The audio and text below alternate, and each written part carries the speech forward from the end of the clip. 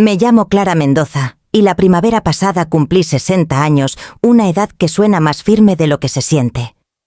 Uno pensaría que a estas alturas ya me habría acostumbrado al silencio, pero este silencio es diferente. Es de esos que pesan que llenan una habitación cuando los mudanceros se van, y la puerta finalmente se cierra con un clic. El departamento no es gran cosa, 4 cuartos que resuenan cuando camino descalza sobre el piso de madera. Todavía hay cajas apiladas contra las paredes, cada una marcada con mi letra: libros, sábanas, cocina, matrimonio. Esa última me hace reír cada vez que paso por ella. Adentro hay fotos, unas cuantas tarjetas de aniversario y una colección de medias verdades dobladas como recuerdos. Debería tirarlas, pero aún no lo hago. Estaba tomando un té tibio junto a la ventana cuando mi celular se iluminó. El mensaje era de mi hija Sofía, y por un momento pensé que tal vez solo quería saber cómo estaba, pero la pantalla mostró 9 palabras que me dejaron vacía. No era la primera cosa cruel que me decía desde el divorcio. Morirás pobre y sola, mamá, como tú elegiste. Lo miré fijamente por un buen rato, tanto que la luz pasó de dorada a gris. Afuera los tejados de Mérida brillaban bajo el último rayo de sol, pero las palabras en mi pantalla seguían ahí afiladas y frías. Sofía tiene ahora 35 años, brillante, ambiciosa y precisa en su crueldad. Cuando era pequeña yo le trenzaba el pelo antes de la escuela mientras ella tarareaba escalas bajito. Ahora mide el éxito por metros cuadrados y opciones de acciones. Eso se lo enseñó su padre no con palabras, sino con su ausencia. Puse el celular boca abajo, pero el mensaje quemaba la mesa como si el calor atravesara el cristal. El divorcio me había quitado más que la casa y los ahorros. Me había borrado del cuadro. Durante décadas fui la mitad callada de la historia de alguien más, la acompañante, nunca la solista. Al otro lado de la habitación, mi estuche de violín estaba apoyado contra una caja etiquetada música. No lo había abierto desde la última audiencia en el juzgado. Mi mano izquierda aún recordaba la sensación de las cuerdas, el callo de la práctica que alguna vez me marcó como alguien con propósito. Intenté imaginarme afinándolo de nuevo, pero el sonido en mi cabeza era débil, inseguro. Un claxon sonó afuera devolviéndome al presente. Encendí la luz de la cocina, su zumbido suave pero humano. Fue entonces cuando noté el sobre deslizado bajo la puerta. Pensé que era otra factura hasta que vi la dirección de remitente División de Patrimonio de Inteligencia de Defensa.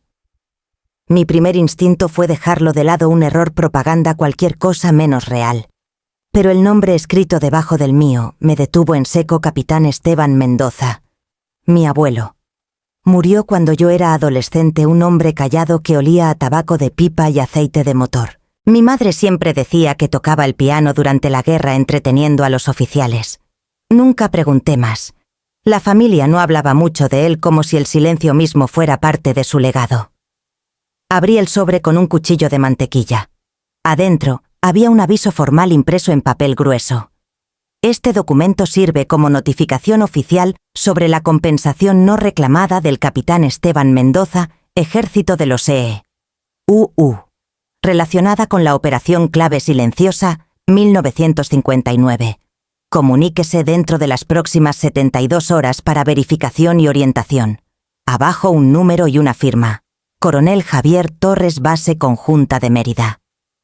Lo leí 2 veces. Parecía absurdo, como si un fantasma burocrático hubiera elegido el peor día posible para encontrarme. Aún así, mis manos temblaban mientras doblaba la carta de nuevo en su sobre. El departamento se había oscurecido. Me giré hacia la ventana donde el horizonte se encendió en naranja por última vez antes de hundirse en la noche. Mi celular vibró de nuevo y por un instante esperé que fuera Sofía. No era ella. La pantalla mostró un mensaje que no reconocí: Privado, Departamento de Defensa de los E.U. Y antes de que pudiera pensar en razones para no hacerlo, presioné aceptar. La lluvia comenzó a golpear la ventana mientras levantaba el celular al oído. Señora Mendoza. La voz era firme, cortante, inconfundiblemente militar. Soy el coronel Javier Torres de la División de Recuperación de Patrimonios del Departamento de Defensa. Disculpe la hora, pero es imprescindible que hable con usted directamente. Por un momento no dije nada. La tetera silbaba en la estufa llenando el silencio. Llama por mi abuelo, logré decir finalmente. Capitán Esteban Mendoza. Así es, señora, respondió suavizando un poco el tono. ¿Recibió nuestro aviso hoy? Miré el sobre abierto en la mesa, la carta medio empapada por una gota de té. Sí lo recibí, pero creo que hay un error. Mi abuelo murió hace más de 40 años. No tenía nada que recuperar.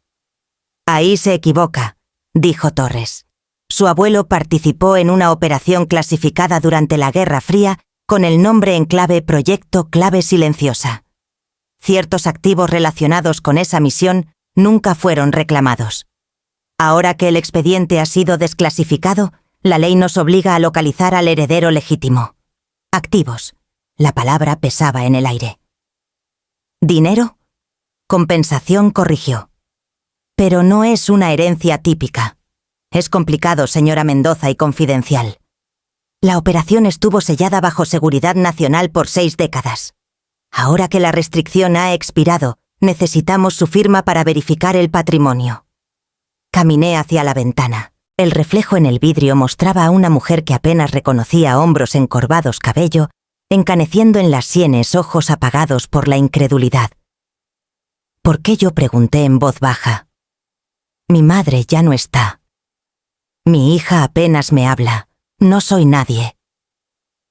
Torres hizo una pausa lo suficiente para que escuchara el leve zumbido de una radio detrás de él. El capitán Mendoza la nombró específicamente, dijo. Sus palabras exactas fueron: a mi nieta Clara, la única que aún escucha la música. Esas palabras tocaron algo que no había sentido en años. Era músico, susurré. Y usted también, dijo Torres. Por eso usted es la clave. Me dejé caer en la silla junto a la ventana. Coronel, no entiendo. No formo parte de ningún expediente gubernamental. Enseño a niños a tocar violín. Eso es todo lo que he hecho. No respondió de inmediato. Cuando habló de nuevo, su voz tenía algo cercano a la empatía. Señora Mendoza, su abuelo fue más que un pianista en clubes de oficiales. Su expediente era una fachada. Formó parte de una unidad de inteligencia especializada a operaciones criptográficas en el sudeste asiático. Su habilidad era codificar y descodificar información a través de notación musical. Desarrolló sistemas que nuestros analistas aún estudian. Un relámpago iluminó el puerto blanqueando la habitación. ¿Me está diciendo que mi abuelo era espía? Le digo que fue un patriota, respondió Torres con calma. Y un hombre que tomó decisiones que moldearon más vidas de las que usted imagina. Podemos discutir los detalles en una instalación segura. He programado una reunión preliminar para mañana a las 9 de la mañana en la base conjunta de Mérida. Se arreglará el transporte. Froté la esquina del sobre trazando mi nombre. ¿Me buscó solo por esto? Después de 60 años, no solo por esto. Por el momento hizo una pausa. El capitán Mendoza dejó instrucciones específicas sobre cuándo contactarla. Mis manos se detuvieron. Instrucciones. Así es, señora. Sus notas indican: contacten a mi nieta el día que no le quede nada que perder. Afuera un trueno retumbó sobre la bahía, un rugido bajo que parecía surgir desde algún lugar dentro de mi pecho. Por un segundo no pude respirar. Torres continuó, su voz casi gentil. Él creía que usted entendería lo que eso significaba cuando llegara el momento. La llamada terminó poco después. Me quedé ahí escuchando la lluvia, su sonido constante como un metrónomo, cada gota marcando el tiempo hacia algo que aún no conocía. En la mesa la carta esperaba junto a mi té intacto y en la pantalla de mi celular aún brillaba Privado Departamento de Defensa. Mañana tendría que decidir si volver a responder. A la mañana siguiente la lluvia había cesado, pero dejó un cielo color peltre. Conduje al norte por la carretera costera pasando manglares y viejas haciendas en ruinas hacia la casa de mi difunta madre en Playa del Carmen. No había vuelto desde el funeral hace 3 años. La propiedad seguía vacía, con la reja principal cayéndose de sus bisagras y el musgo español colgando de los robles como un recuerdo que se niega a morir. Aún tenía la llave. La puerta se atascó antes de abrirse, liberando un aliento rancio mezclado con polvo y un leve dulzor a cedro. Los muebles estaban cubiertos con sábanas, cada forma familiar, el piano vertical junto a la ventana, la alfombra gastada donde practicaba de niña. Dejé mi bolso y me quedé un momento dejando que el silencio se asentara. Mi madre lo guardaba todo. Incluso cuando su memoria comenzó a fallar, no tiraba ni una foto ni un sobre. En algún lugar de esta casa, si el coronel Torres estaba en lo cierto, yacía el secreto que mi abuelo había enterrado hace 60 años. Las escaleras del ático crujieron bajo mi peso.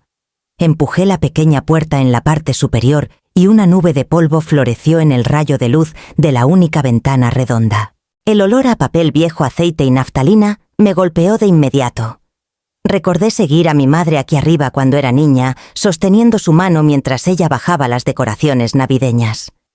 Comencé a buscar entre las cajas apiladas contra las vigas, partituras viejas, baúles militares, álbumes familiares. Entonces lo vi, un pequeño cofre de cedro con un pestillo de latón deslustrado. En la tapa, la letra de mi madre en marcador desvaído decía Mendoza, música. Me agaché junto a él quitando telarañas antes de abrir el pestillo. Adentro había un montón ordenado de papel manuscrito amarillento atado con un cordel. Debajo de la primera hoja descansaba una libreta de cuero y una nota doblada, el papel quebradizo por el tiempo. La nota era breve, escrita con la cuidadosa caligrafía de mi abuelo para Clara, cuando la música ya no pague la renta. Me senté sobre mis talones. Las palabras golpearon más profundo de lo que deberían. De alguna manera él lo sabía. Desaté el cordel y levanté la primera partitura. Era una sonata para piano simple, sin pretensiones, pero algo no encajaba. En varios compases los silencios habían sido alterados, extendidos por incrementos extraños, y había marcas débiles a lápiz entre las barras, letras, notaciones que no pertenecían. Mi ojo siguió una línea sol, la, si, si, re, un patrón que parecía un galimatías, hasta que noté que formaba un ritmo de 3 y 7 como un cronometraje codificado. El secreto de mi abuelo. Bajé el paquete al comedor y lo extendí sobre el piano. Las teclas estaban rígidas, desafinadas, pero al presionar algunas, el sonido resonó en la casa vacía como un fantasma probando su voz. Toqué la primera página lentamente, dejando que la secuencia desconocida se desplegara. Entre la melodía comencé a escuchar algo oculto, pausas que no parecían musicales, intervalos que sugerían estructura más que emoción. Me detuve a la mitad y miré más de cerca los márgenes. A lo largo de la línea del pentagrama superior, palabras a lápiz apenas visibles deletreaban: Fuga 1959, clave nocturna, clave silenciosa. Mi pulso se aceleró. ¿Podría ser esto lo que Torres quería decir? Pasé a la siguiente hoja. Más letras corrían por los márgenes, tan débiles que casi desaparecían en el amarillo del papel. Cada composición estaba fechada con una letra apretada: 7 de marzo de 1959, 12 de mayo de 1960, 3 de agosto de 1961. Todas correspondían a años de los que mi madre nunca hablaba. Abrí la libreta de cuero en el fondo del cofre. Adentro había registros de práctica, pero las páginas cambiaban a mitad de camino a columnas densas de números y abreviaturas, la letra apretándose como si alguien corriera contra el tiempo. Toqué un acorde más. Se quedó en el aire inestable sin resolver, y luego se desvaneció en el silencio. Afuera una brisa sacudió las contraventanas esparciendo polvo en la luz. Miré alrededor de la habitación vacía, y de repente lo sentí allí, como si el aire mismo hubiera estado esperando a que regresara y escuchara como debía. Recogí las partituras en mi bolso, sellé el cofre y cerré la puerta con llave detrás de mí. Por primera vez en años sentí una razón para seguir adelante. A la mañana siguiente llegué a la base conjunta de Mérida justo después del amanecer. El guardia en la entrada revisó mi identificación 2 veces antes de darme una placa temporal. Un convoy de camiones militares pasó más allá de la cerca, sus motores bajos y constantes, mientras gaviotas giraban sobre el agua gris detrás de ellos. El aire olía a sal y combustible. Un joven oficial me escoltó por un laberinto de pasillos hasta que nos detuvimos en una puerta marcada «Acceso confidencial únicamente». Pasó su tarjeta y la cerradura se abrió con un clic.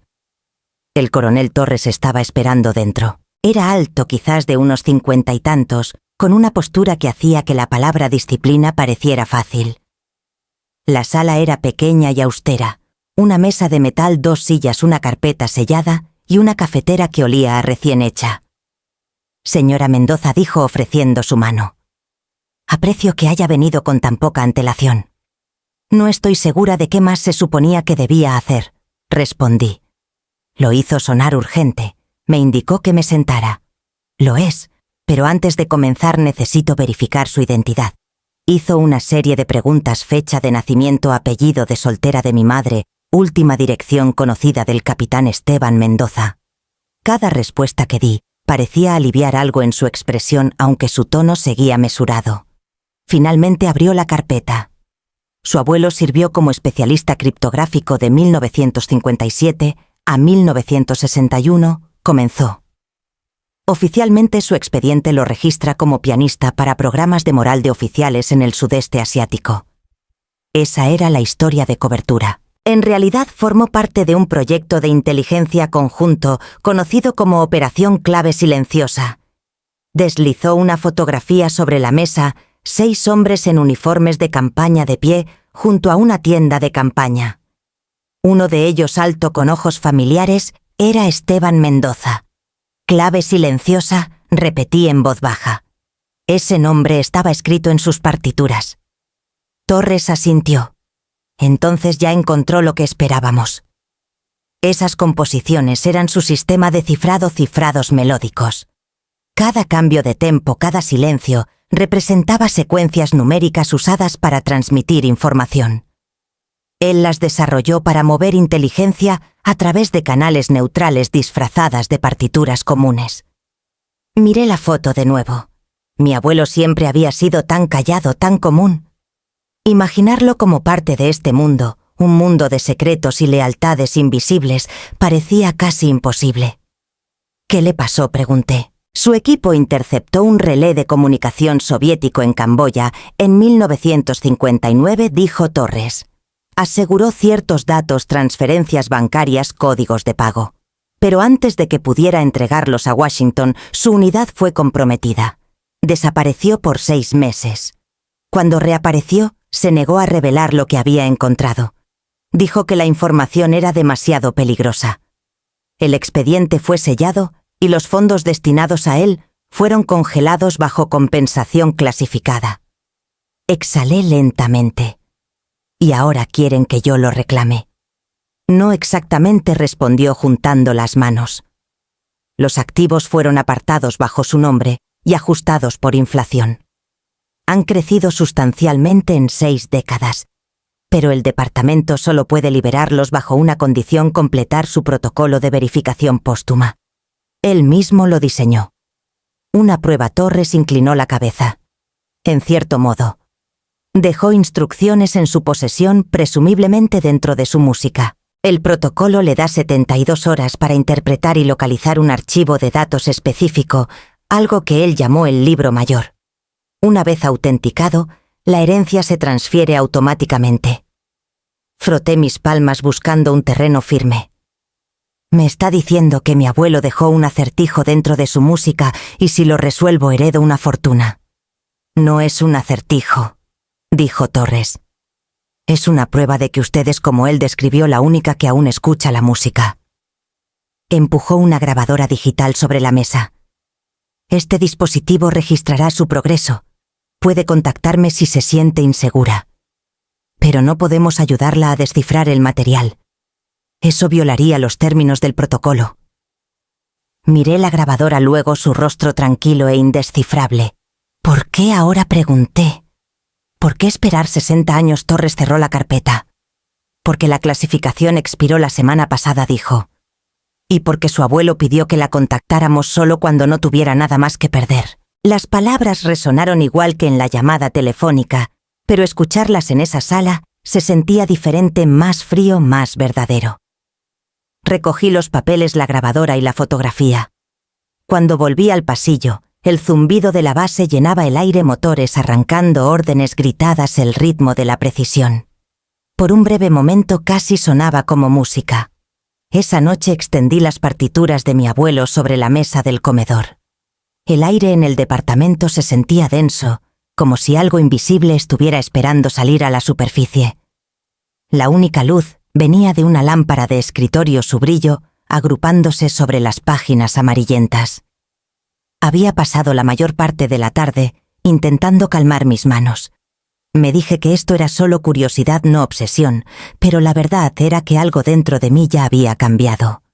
Las palabras del coronel Torres resonaban, la única que aún escucha la música. La primera pieza que estudié se titulaba Fuga en re menor, 1959. A primera vista parecía una composición clásica cualquiera, mesurada, precisa, pero había rarezas. Cada pocos compases había escrito letras débiles a lápiz sobre el pentagrama AGED, repetidas en combinaciones extrañas. Las marcas de tempo también parecían inconsistentes, no los habituales andante o allegro, sino números 72, 118, 47, cada uno rodeado 2 veces en rojo. Busqué mi viejo metrónomo en el estante, le di cuerda y dejé que su clic constante llenara la habitación. 72 pulsos por minuto, luego 118. Anoté los números en una libreta junto a mí. El cambio no era musical, era matemático. Pasé a la siguiente página. En el margen superior, una nota aparecía débilmente en grafito. Los números de compás equivalen a coordenadas. Contuve el aliento. Conté los compases en la primera línea 32, luego los siguientes 17.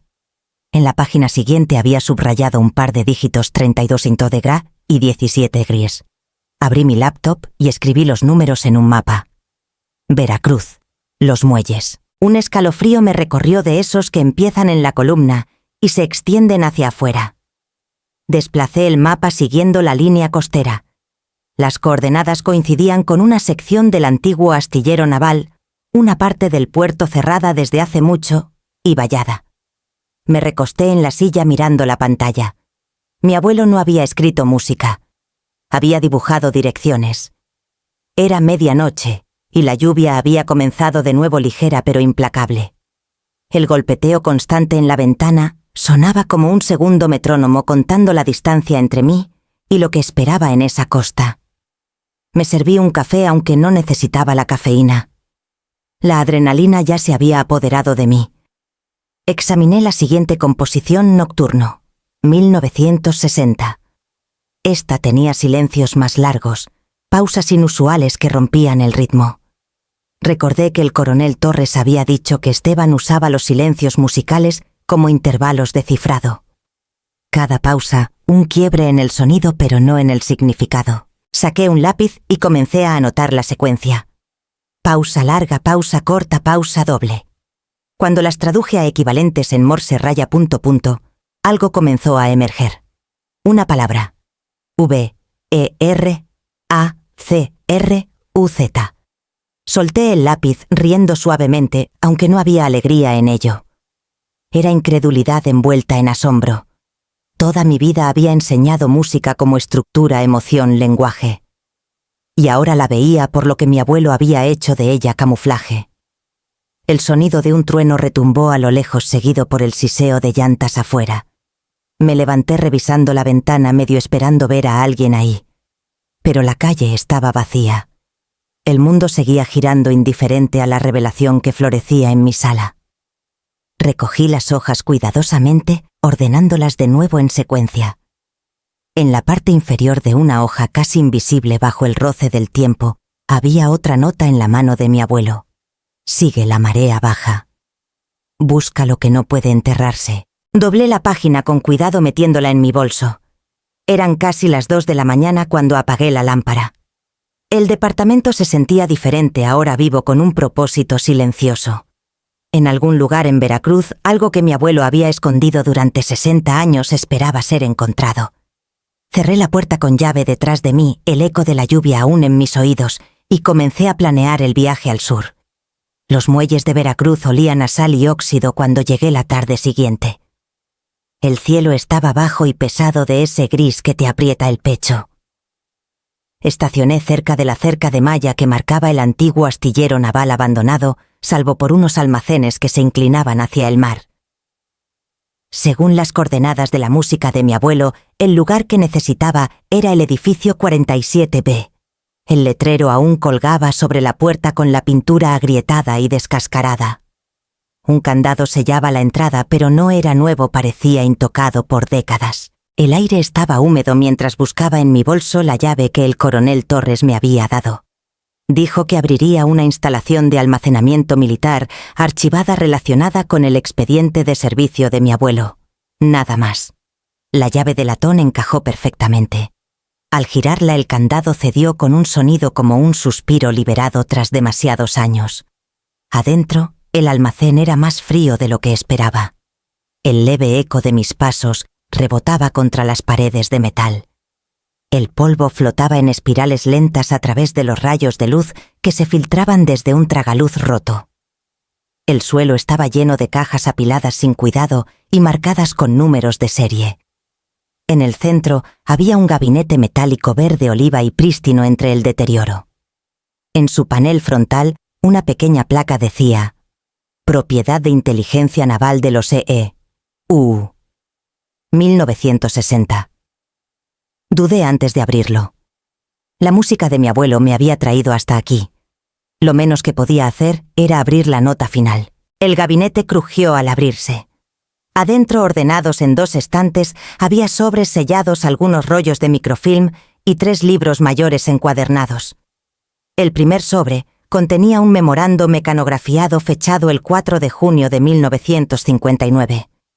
Confirmaba lo que el coronel Torres había insinuado: la operación Clave Silenciosa había interceptado comunicaciones soviéticas detallando transacciones secretas entre contratistas de defensa estadounidenses e intermediarios extranjeros. Acerqué uno de los libros mayores.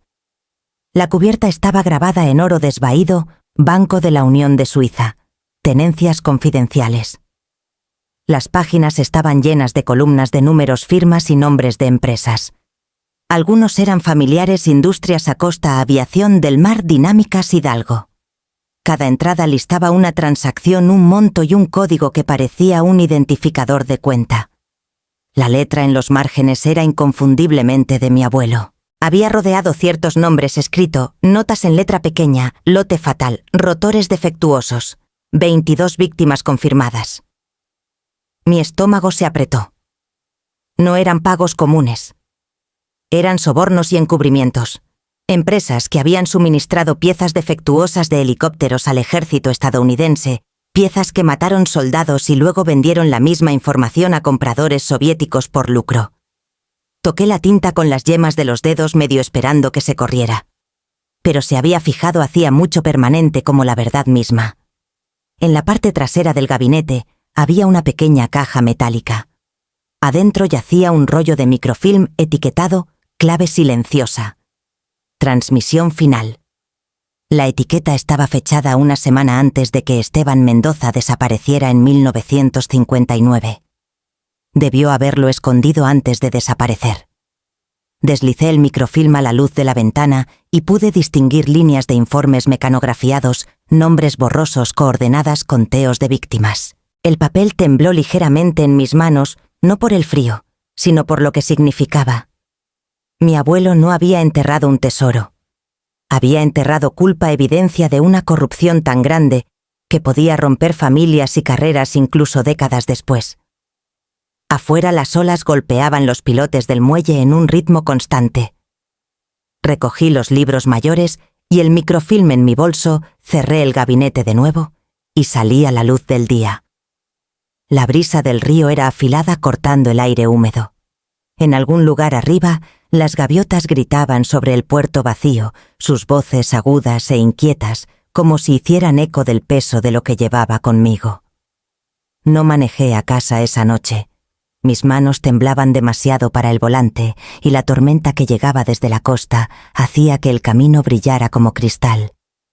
Encontré un pequeño motel a la orilla de la carretera, uno de esos lugares donde el letrero de neón parpadea entre vacante y la oscuridad.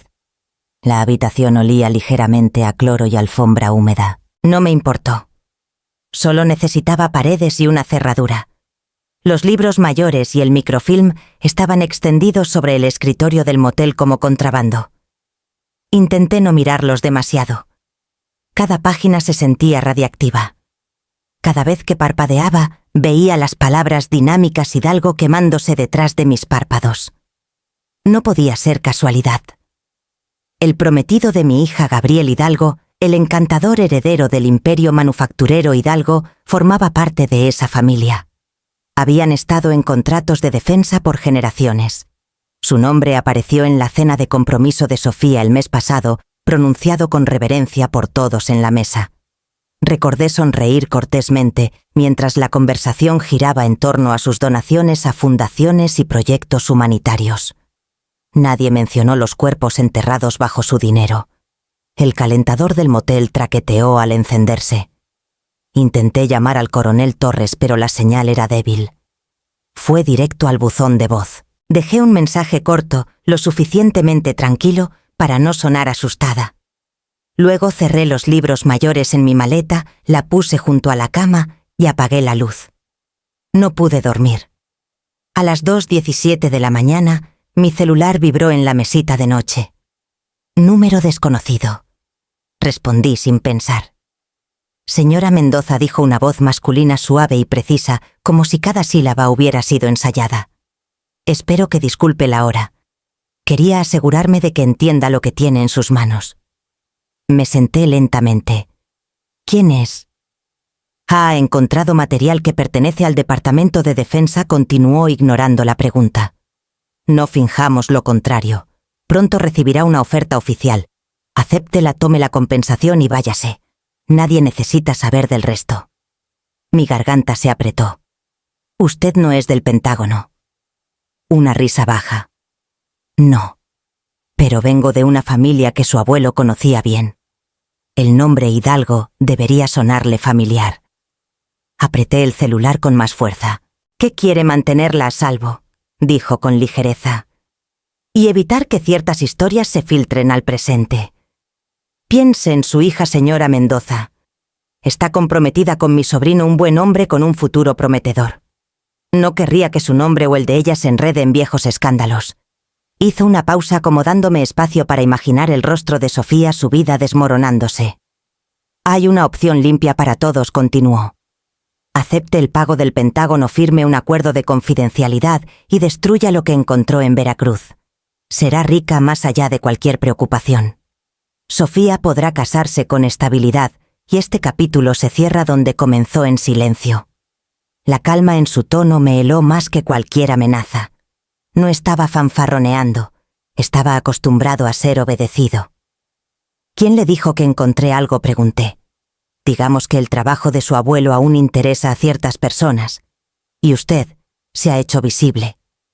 La línea se cortó. Miré la pantalla del celular hasta que se oscureció, luego lo puse boca abajo junto a la cama. La tormenta había alcanzado el motel, ahora la lluvia, golpeando la ventana en ráfagas frenéticas. En el silencio entre los truenos, aún podía escuchar su voz suave, paciente, confiado en que haría lo razonable. Pero no me conocía. Y no sabía que lo único que me quedaba era la verdad, y estaba harta de cambiarla por comodidad. A la mañana siguiente ya manejaba al norte el cielo de Veracruz, aún magullado por la tormenta. La maleta yacía en el asiento trasero como un pasajero en el que no confiaba. Cada kilómetro hacia Ciudad de México se sentía más pesado, como si la carretera misma se doblara bajo el peso de lo que llevaba. Llamé a mi prima Alejandra antes de cruzar a Puebla. No habíamos hablado en años, no desde el funeral de mi madre, pero sabía que se había quedado en la Ciudad de México, trabajando como corresponsal de defensa para el Crónica.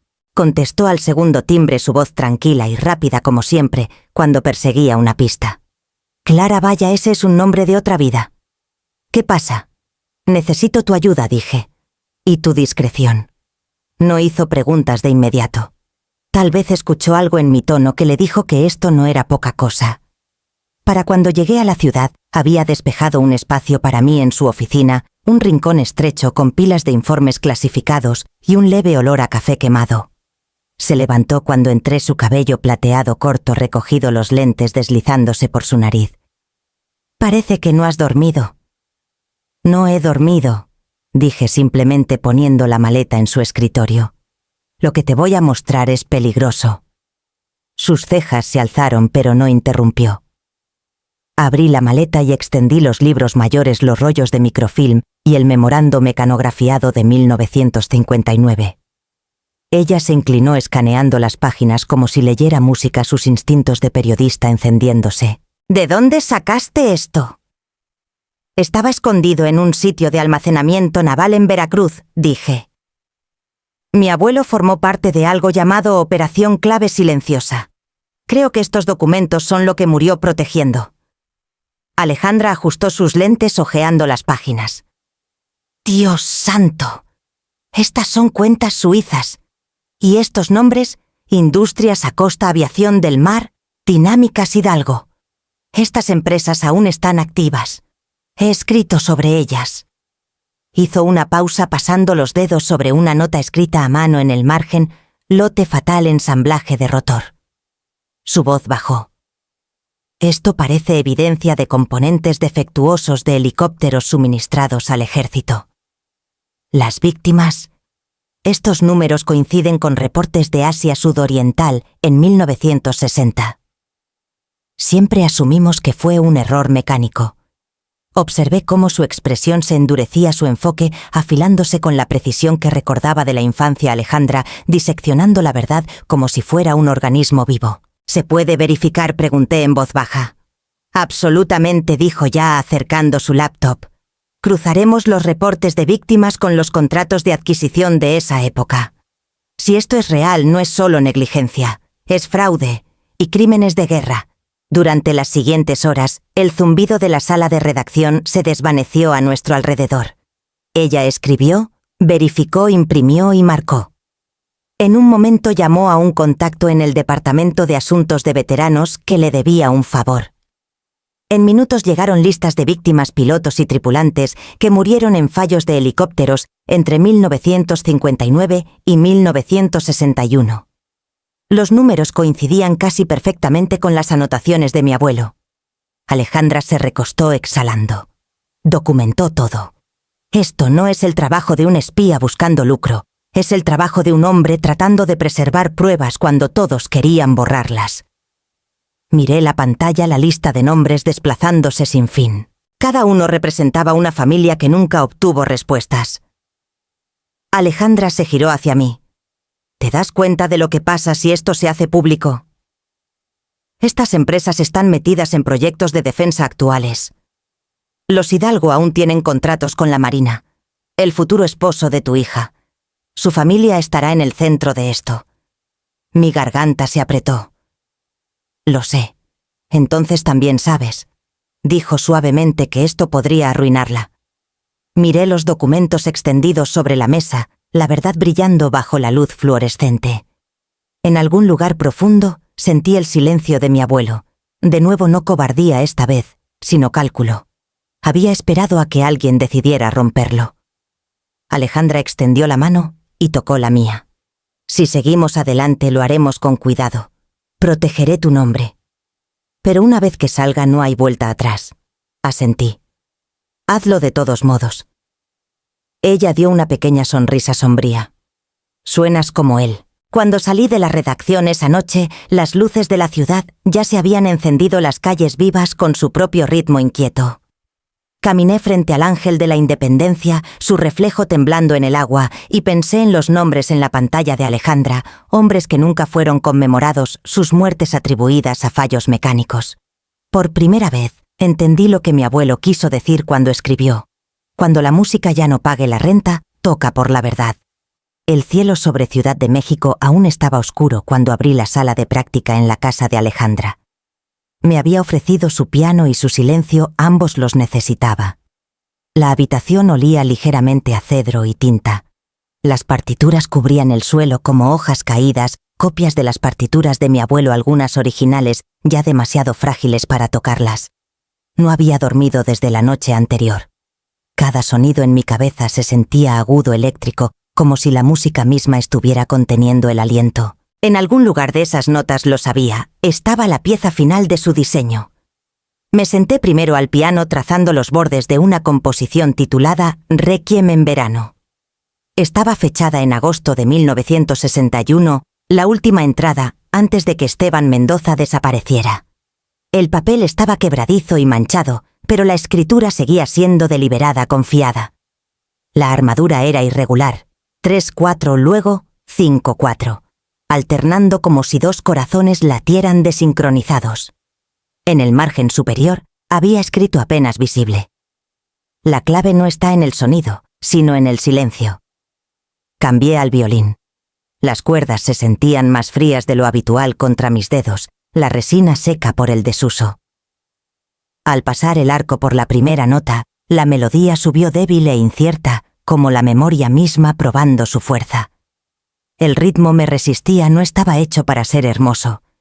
Estaba hecho para significar algo. Reduje el tempo emparejando cada silencio con los patrones que había descodificado antes. La secuencia formaba dígitos. Alejandra, que se había quedado despierta junto a mí con su laptop, comenzó a escribirlos en silencio, sus dedos firmes.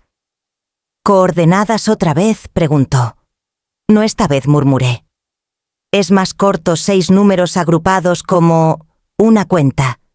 Seguí tocando. Un cambio repentino en la melodía tiró la frase hacia arriba antes de caer abruptamente en silencio. Mantuve el arco en el aire, luego lo bajé a la cuerda de nuevo siguiendo mi instinto.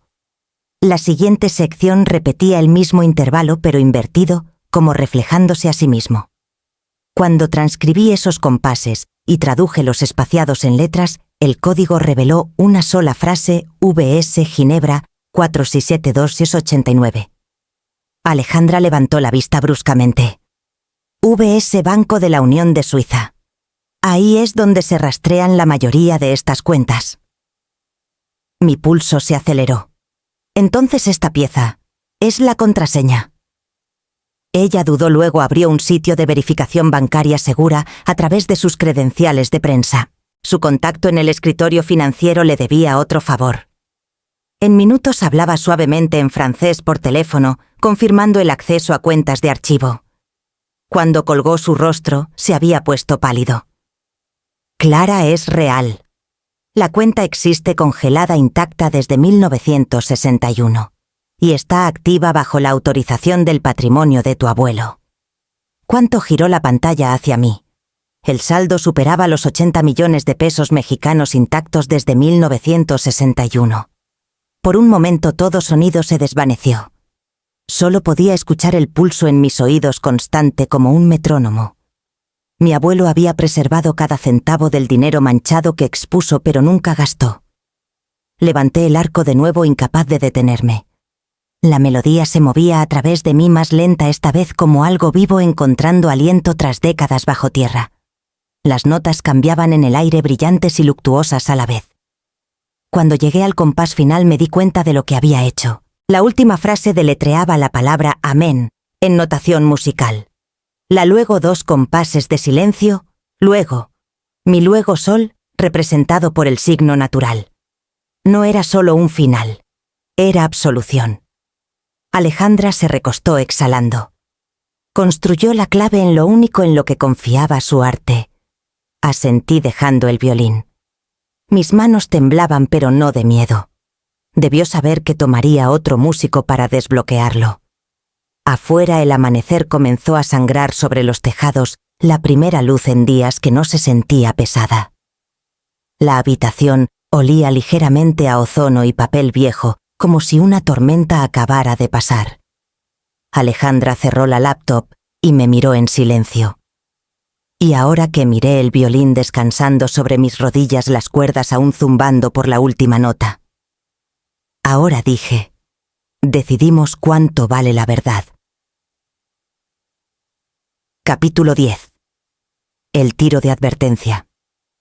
En Ciudad de México manejaba hacia un departamento cerca del Zócalo, el corazón de la ciudad, latiendo con bocinas y pasos apresurados. Miraba el retrovisor por instinto, los nervios vibrando como cuerdas mal afinadas.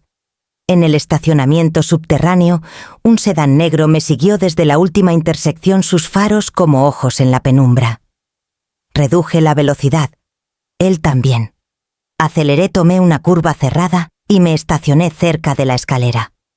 El sedán pasó lentamente, su motor zumbando, luego desapareció en la oscuridad. Bajé del auto, el aire frío oliendo a concreto húmedo, y escapé. Bajo el limpiaparabrisas, un sobre blanco sin sello, solo una línea escrita con precisión quirúrgica. Las madres que aman a sus hijas se callan. El rostro de Sofía cruzó mi mente, su risa infantil, ahora silenciada por el peso de la verdad que cargaba. Mis manos temblaron al tomar una foto de la nota. Llamé al coronel Torres, el celular frío contra mi mejilla. Señora Mendoza, respondió al segundo timbre, su voz firme como un ancla. Me encontraron, dije, mi voz apenas un susurro. Alguien me sigue desde Veracruz. Recibí una amenaza. Léamela. Leí la nota, cada palabra cortando más profundo al decirla en voz alta. No suba, dijo Torres. Maneje a la base. Alguien la encontrará en la puerta norte. Arreglaremos alojamiento temporal. No voy a huir, repliqué apretando el volante hasta que mis nudillos palidecieron. No es huir. Es mantenerse viva para terminar lo que su abuelo comenzó. La fiscalía ya sabe de la investigación. No está sola. Me senté en el auto cerrando las puertas con un clic que resonó en el silencio. Mi reflejo en el retrovisor era tenso, los ojos brillando con algo entre miedo y desafío. El peso de los libros mayores en mi maleta parecía tirar de mí, como si la verdad misma exigiera ser llevada a la luz. Al salir del estacionamiento, el sedán había desaparecido, pero el malestar se aferraba como humo. La ciudad era afilada, luces de neón cortando la noche, monumentos alzándose como jueces, sombras moviéndose en los callejones. Cada semáforo un reflector, cada bocina un recordatorio de que el tiempo se agotaba. No solo me advertían, me retaban a seguir. Y por primera vez sentí la música de mi abuelo en mis venas, no como una melodía, sino como un pulso que se negaba a detenerse. La lluvia comenzó antes del atardecer, del tipo que cae de lado y tamborilea contra las ventanas, como si quisiera entrar. Había estado sentada en la mesa de la cocina durante una hora, el celular a mi lado esperando. Torres me había trasladado a un departamento temporal cerca de la colonia Roma, seguro, tranquilo, anónimo. La maleta con los libros mayores estaba junto a la puerta como un guardia silencioso. Cuando llegó el golpe en la puerta no fue tentativo. Fue agudo, impaciente. Conocía ese ritmo incluso antes de abrir. Sofía estaba en el pasillo, el cabello húmedo por la lluvia, el maquillaje corrido bajo los ojos. Parecía que tampoco había dormido. Detrás de ella un auto negro esperaba en la acera, sus faros cortando la lluvia. ¿Puedo pasar?, preguntó con voz plana. Me hice a un lado. Ya lo hiciste. Pasó rozándome, dando una vuelta por la habitación antes de girarse hacia mí. Has estado hablando con reporteros, dijo, su voz controlada pero temblando en los bordes. Alejandra me mandó un mensaje. Dice que planeas publicar una investigación que involucra a la familia Hidalgo. ¿Te das cuenta de lo que estás haciendo? Mantuve mi tono calmado. Sé exactamente lo que estoy haciendo. La risa de Sofía salió quebradiza. Estás destruyendo mi vida, eso es lo que haces. La familia de Gabriel está en pánico. Su padre canceló la cena de compromiso. Dicen que hay una campaña de desprestigio. Creen que eres tú. No es desprestigio si es verdad, dije en voz baja. Se quedó inmóvil, el aire entre nosotras espesándose. Verdad, caminé hacia la maleta, la abrí y puse el primer libro mayor en la mesa. Las páginas brillaban levemente bajo la luz de la cocina. Tu bisabuelo encontró evidencia de empresas que suministraron piezas defectuosas al ejército estadounidense, rotores, turbinas, cosas que fallaron en pleno vuelo. Soldados murieron. Y una de esas empresas fue Dinámicas Hidalgo. Su rostro perdió color. Eso es imposible. No lo es. Estos son los registros de transacciones, las notas técnicas, las listas de víctimas. El dinero se canalizó a través de cuentas suizas durante décadas. Los Hidalgo hicieron su fortuna con eso. y enterraron a cualquiera que intentó hablar. Sofía sacudió la cabeza retrocediendo. No. El padre de Gabriel dirige fundaciones para veteranos. Donan millones. Con dinero manchado, dije. Mi voz se quebró entonces no por enojo sino por agotamiento. Tu bisabuelo intentó exponerlo. Lo silenciaron. Y ahora quieren que yo haga lo mismo. Por un momento, lo único que escuché fue la tormenta afuera, el canalón desbordándose, truenos rodando como artillería lejana. Sofía se quedó inmóvil, su reflejo temblando en la ventana empañada por la lluvia. ¿Estás diciendo que la familia de Gabriel es responsable de gente muriendo?, susurró. Digo que la verdad no desaparece solo porque es inconveniente, respondí. Mereces saber en qué nombre estabas a punto de casarte. Presionó una mano contra su boca y cuando habló de nuevo su voz era pequeña. Podrías habérmelo dicho en privado. No tenías que hacer esto público. Intenté protegerte, dije. Pero me amenazaron con usarte. Dejaron una nota en mi auto. Las madres que aman a sus hijas se callan. ¿Crees que el silencio protege a alguien? Sus ojos se encontraron con los míos llenos de algo crudo. Miedo e incredulidad. Tal vez duelo. ¿Entonces esto es por venganza? No, dije suavemente. Es por justicia. Caminó hacia la mesa, sus dedos temblando mientras pasaba una página. Los nombres llenaban la columna: pilotos, mecánicos, ingenieros. Su aliento se detuvo cuando llegó a la anotación: lote fatal confirmado 1960, campo aéreo de Savannakhet. No quiero que esto sea verdad, susurró. Él tampoco, dije señalando la foto de mi abuelo que había dejado en la repisa. Pero fingir lo contrario no trae a nadie de vuelta. Sofía se hundió en la silla más cercana. Sus lágrimas vinieron de repente, silenciosas al principio, luego con la fuerza de años que había pasado intentando ser fuerte para un mundo que recompensaba la negación. Me quedé junto a ella, insegura de si tocar su hombro. Ella alcanzó mi mano antes de que pudiera decidir. No sé qué hacer, dijo. Entonces empieza por creerlo, respondí.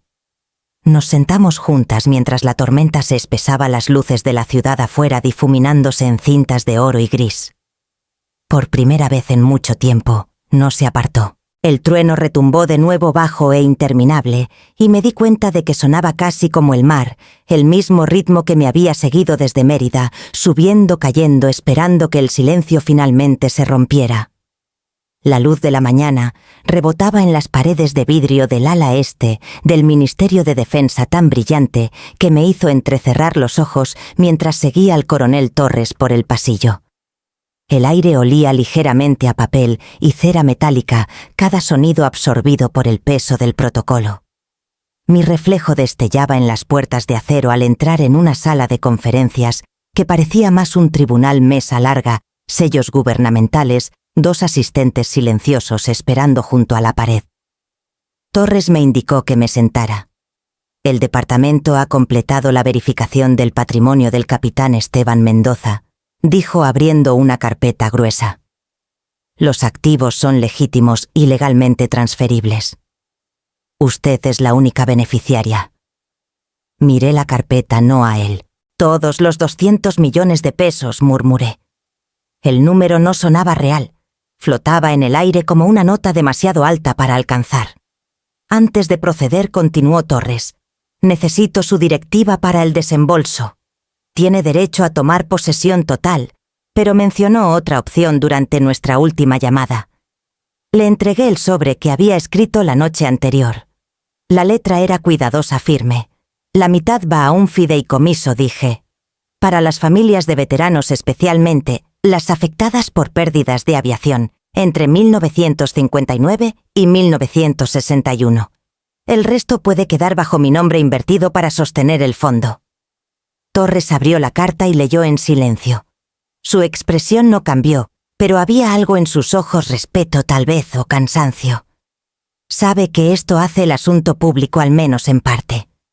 Necesitaremos una declaración. Entiendo, dije. Pero no se trata de exposición, es corrección. Mi abuelo no murió para hacerme rica. Asintió una vez, luego deslizó otra carpeta sobre la mesa. La divulgación controlada comenzará la próxima semana. Publicaremos detalles parciales, reconocimiento de fraude sin material clasificado. La investigación completa seguirá por canales civiles. Firmé los documentos donde señaló mi pluma raspando ligeramente contra el papel grueso. Cuando terminé se puso de pie y ofreció su mano. Ha honrado su legado, señora Mendoza. No muchos habrían elegido este camino. Tal vez no dije, pero él me dejó una brújula, no una fortuna. Al salir del edificio, los pasillos parecían más silenciosos que antes. Afuera el resplandor se suavizó en una bruma matutina, y por primera vez en meses sentí el suelo bajo mis pies firme como una nota que finalmente había encontrado su acorde. La sala de prensa del Ministerio de Defensa era más fría de lo que esperaba. Filas de cámaras enfrentaban el escenario, sus luces rojas de grabación brillando como ojos vigilantes. Los reporteros murmuraban en sus micrófonos sus palabras, fragmentos de estática y especulación. Detrás del podio, el sello del Departamento de Defensa relucía bajo las luces duras. El coronel Torres estaba a mi lado, su uniforme impecable, su expresión indescifrable. Me había preparado para lo que esperaba, preguntas que podía responder, otras que no. El equipo legal del gobierno había redactado una declaración oficial, pero me permitió añadir una línea propia. Eso era todo lo que necesitaba. Cuando la sala se calmó, él dio un paso adelante primero. Esta mañana, el Departamento de Defensa, en cooperación con investigadores independientes, confirma la desclasificación de material relacionado con la Operación Clave Silenciosa Activa entre 1957 y 1961. Los hallazgos detallan conductas indebidas corporativas vinculadas a equipos militares defectuosos suministrados en ese periodo. Los procedimientos legales ya están en marcha. 100 flashes dispararon a la vez. Podía sentir su calor en mi rostro, incluso antes de que Torres se girara hacia mí. La señora Clara Mendoza, nieta del capitán Esteban Mendoza, hará una breve declaración. El camino al podio se sintió más largo que cualquier escenario que hubiera cruzado. Había tocado conciertos ante miles, pero ninguna actuación había llevado este peso. Coloqué mis notas aunque no las miré.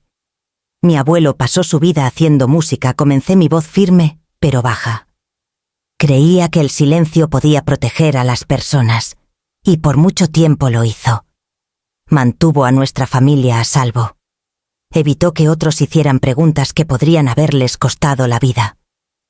Hice una pausa, las cámaras haciendo clic como una sección rítmica inquieta. Pero el silencio también permitió que ciertas verdades se pudrieran bajo la superficie, verdades que les costaron todo a buenos hombres y mujeres. Los archivos liberados hoy no son solo sobre dinero o historia, son sobre rendición de cuentas. Mi abuelo escribió una vez: cuando la música se detiene, todo lo que queda es el eco de lo que elegimos no decir. Miré a la multitud. Alejandra estaba al fondo, brazos cruzados, una credencial de prensa sujeta a su abrigo. Había pasado la noche finalizando su artículo. El Crónica publicaría la historia completa minutos después de esta rueda de prensa. Nombres, transacciones, registros de víctimas, todo verificado y con fuentes. El silencio salvó nuestras vidas. Dije finalmente, mi garganta apretándose. Pero la verdad puede salvar nuestras almas. Las palabras aterrizaron en la quietud. Luego vinieron las preguntas, todas a la vez, gritos superponiéndose, cámaras girando, flashes explotando. Retrocedí dejando que Torres manejara el caos. Para cuando llegué a la puerta lateral, mi celular ya vibraba. El mensaje de Alejandra llegó primero, está publicado. En menos de una hora todos los medios importantes habían retomado su historia. Las pantallas en la capital brillaban con el titular: Ganancias de guerra y mentiras, los archivos de la clave silenciosa. Los mercados cayeron antes del mediodía. Dinámicas. Hidalgo detuvo el comercio por completo. Los asistentes del Congreso corrieron por los pasillos mientras las citaciones comenzaban a circular. Para la noche, 2 ejecutivos habían renunciado, y la Secretaría de Justicia confirmó una investigación penal. Lo vi desarrollarse desde la oficina de Alejandra la ciudad afuera, parpadeando con sirenas y luces de cámaras. Ella estaba a mi lado, su celular zumbando sin parar. «Está en todas partes», dijo. «Ahora no pueden enterrarlo». En la televisión apareció una imagen familiar. Sofía saliendo de la casa de su prometido, reporteros rodeándola. No dijo nada, solo se abrió paso entre la multitud, el rostro pálido bajo la lluvia. Me giré. Alejandra bajó el volumen. «Volverá», murmuró. No respondí. Pensaba en mi abuelo, la forma en que sus manos flotaban sobre las teclas del piano, las pausas entre sus acordes más poderosas que las notas mismas. Siempre supo cuándo dejar de tocar. Afuera de la ventana, Ciudad de México brillaba en la luz húmeda de la noche, una ciudad construida sobre secretos ahora resonando con la verdad. Por primera vez en 60 años, su silencio había terminado y su música estaba en todas partes. Para cuando se anunciaron las acusaciones, la lluvia se había convertido en aguanieve en Ciudad de México. Las camionetas de noticias abarrotaban la entrada de Industrias Hidalgo, sus antenas clavándose en el cielo gris. Los reporteros gritaban preguntas que se desvanecían bajo el zumbido de los motores y el clic metálico de las cámaras. La bandera de la empresa, normalmente impecable, colgaba flácida en el viento. Desde el otro lado de la calle, vi las puertas de vidrio abrirse de golpe mientras escoltaban a dos ejecutivos, rostros pálidos, chaquetas ajustadas. Su silencio ya no los protegía. La Secretaría de Justicia se había movido rápido. Alejandra me dijo que las citaciones salieron durante la noche. Lo que comenzó como un solo artículo se había convertido en un ajuste de cuentas nacional. Sofía llamó esa tarde. Su voz se quebró antes de que siquiera dijera mi nombre. «Se acabó», susurró. «Lo sé», dije suavemente. «Cancelaron todo, la boda, la sociedad, la fundación. Gabriel se fue a Nueva York esta mañana. Dijo que sus abogados le pidieron cortar contacto. Su padre fue acusado hace una hora». Hubo una pausa lo suficientemente larga para escuchar cómo intentaba estabilizar su respiración. «Ya no sé qué es real», dijo. Quise decirle que era mejor así, que la verdad la había liberado antes de que se casara con una mentira, pero las palabras se quedaron atrapadas detrás de mis dientes. Algunas lecciones no podían suavizarse. Esa noche pidió que nos encontráramos. El restaurante que había elegido iba a ser el lugar de su cena de ensayo de boda. El lugar parecía congelado en el tiempo, cubiertos de plata, dispuestos en mesas vacías, el leve olor a rosas y champán, aún flotando de una celebración que nunca ocurriría. Un joven mesero rondaba cerca de la barra, inseguro de si acercarse o dejarnos solas. Sofía se sentó frente a mí, el anillo de compromiso temblando entre sus dedos. Me dijo que no sabía, dijo su voz hueca. Juró que no estaba involucrado. Tal vez no lo estaba, dije. Pero su familia construyó su imperio con eso. Es una verdad que nadie puede desconocer. Ella asintió, los ojos húmedos pero sin parpadear. Cuando lo conocí pensé que era todo lo que tú no eras: confiado, seguro, poderoso. Pensé que nunca me haría sentir pequeña. Dio una risa quebradiza. Resulta que el poder solo esconde mejor la pequeñez. Me quedé callada dejándola hablar. Tras un largo silencio se quitó el anillo y lo puso en la mesa. Captó la luz brillando brevemente antes de apagarse de nuevo. Le dije que no podía usarlo más, dijo. Se sentía como una deuda. Juntó las manos y me miró. No viniste a decírtelo, dije, ¿verdad? No, dije. Vine porque nadie debería tener que devolver su futuro sola. Sus hombros temblaron. Extendí la mano apoyándola sobre la suya. Por primera vez desde la infancia no se apartó. Perdóname, mamá, dijo en voz baja, por todo lo que dije antes. La disculpa llegó como algo frágil, inesperado, casi imposible, y me di cuenta de que no necesitaba responder. Algunos duelos hablan por sí mismos. Afuera la aguanieve se había convertido en nieve, los copos suaves y lentos contra las ventanas. Sofía se puso de pie, envolviéndose más en su abrigo. En la puerta miró atrás una vez. «¿Vendrás a casa pronto?», preguntó. Lo haré, dije. Ella asintió. Luego salió al frío las luces de la ciudad, dispersándose a su alrededor. Me quedé un momento más, el anillo vacío aún brillando débilmente bajo la lámpara de araña. Luego lo tomé y cerré mi mano alrededor de él, no para quedármelo, sino para recordar cómo algo tan brillante podía pesar tan poco una vez que su significado se había ido. Mérida olía a sal y primavera esa noche, un aire que cargaba tanto memoria como perdón. La ciudad había vuelto a la vida tras meses de titulares y audiencias, aunque las marcas de todo lo ocurrido aún permanecían silenciosamente bajo su elegancia. Dentro del centro cultural la luz era suave y dorada derramándose sobre los pisos pulidos y las ventanas de arco alto. La primera gala benéfica para el Fideicomiso por la Justicia de Veteranos estaba a punto de comenzar. Había tomado meses de disputas legales, firmas y negociaciones, pero el fondo era finalmente real. Llevaba el nombre de mi abuelo, la Fundación Esteban Mendoza por la Verdad y el Servicio. Las personas se movían por el salón en murmullos bajos y reverentes familias de pilotos mecánicos, ingenieros, cuyos nombres se habían perdido en las listas de víctimas archivadas. Vestían trajes modestos, medallas viejas, fotos prendidas en sus solapas. En el pequeño escenario al frente había un piano de cola, y junto a él un solo violín descansando en su soporte.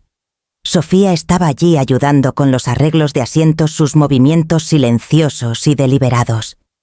Había cambiado desde esa noche en el restaurante: menos armadura, más honestidad.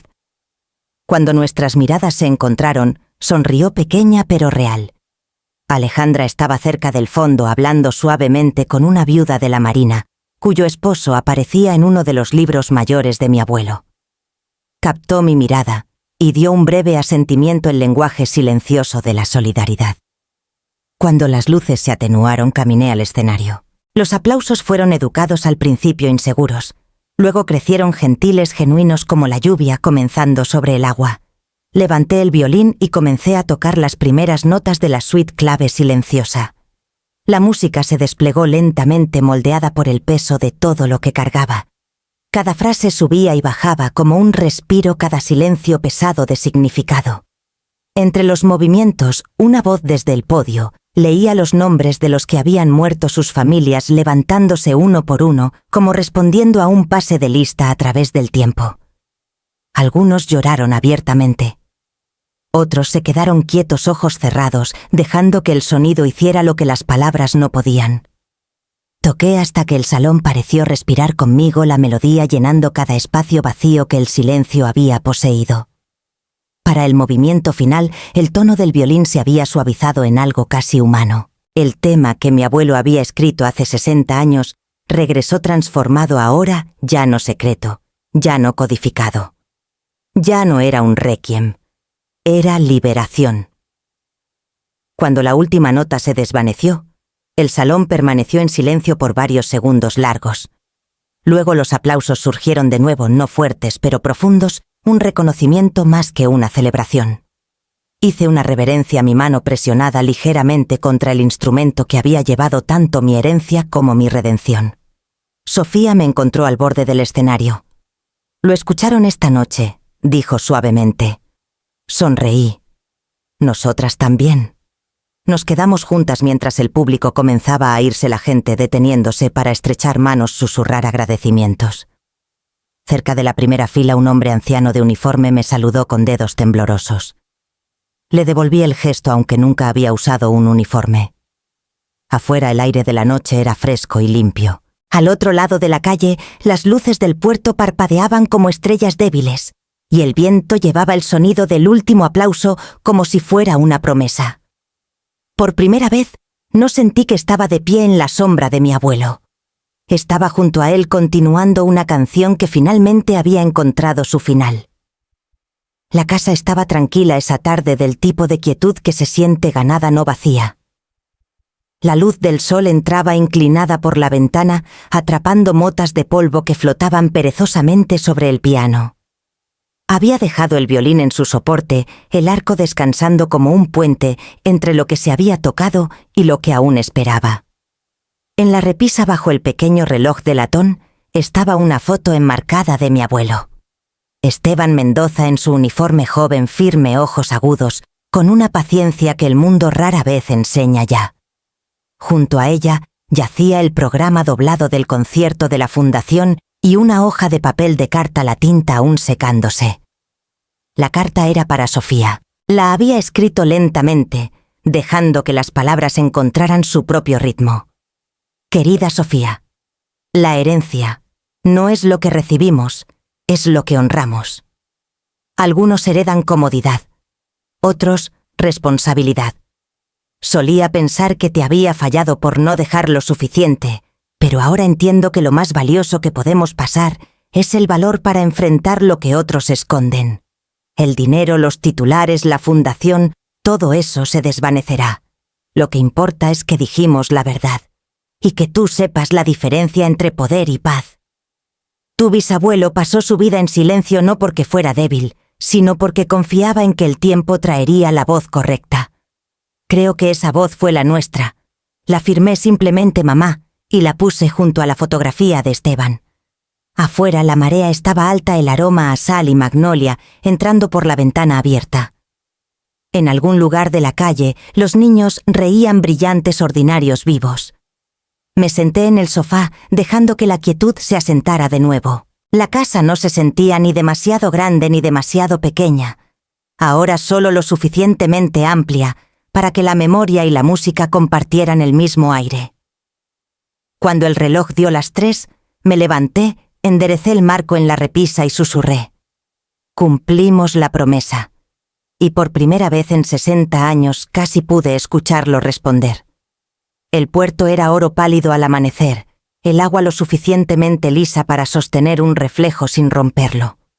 La vieja casa de botes se había convertido ahora en un aula, sus vigas de madera olían ligeramente a sal y barniz, el aire vivo con el suave afinado de violines. Los estudiantes, hijos de veteranos, la mayoría menores de 12 años, estaban sentados en un semicírculo, sus arcos en alto, como signos de interrogación esperando respuestas. Me movía entre ellos, ajustando dedos, estabilizando hombros.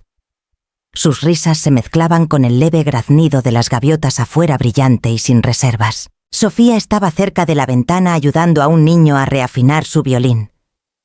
Se había adaptado al trabajo con facilidad, paciente, de una manera que rara vez había visto antes. Cuando el niño dio con la nota correcta, ella sonrió, una sonrisa pequeña, sin práctica, que la hacía parecer más joven de lo que había sido en años. «Tenías razón», dijo en voz baja mientras pasaba por su lado. «La música sí dice la verdad. Siempre lo hizo», dije. Solo necesitábamos escuchar. Cuando todos estuvieron listos, levanté mi arco y ellos siguieron. Las primeras notas subieron juntas, imperfectas pero sinceras, flotando por las puertas abiertas hacia la bahía. La luz del sol se dispersaba sobre el agua como si marcara el tiempo para nosotros. En ese momento no importaba quién había sido, una maestra, una madre, una heredera del silencio. El pasado se había convertido en ritmo constante y perdonador. Cada nota de los niños se unía a la siguiente, la melodía, ensanchándose hasta llenar el aire entre el mar y el cielo. Sofía miró hacia mí, sus ojos brillantes en la luz. Asentí una vez, y ella comenzó a tocar también. El sonido era simple, claro, e imposiblemente vivo. Más allá de la ventana, la marea se movía en un compás gentil, y el puerto le devolvía el canto.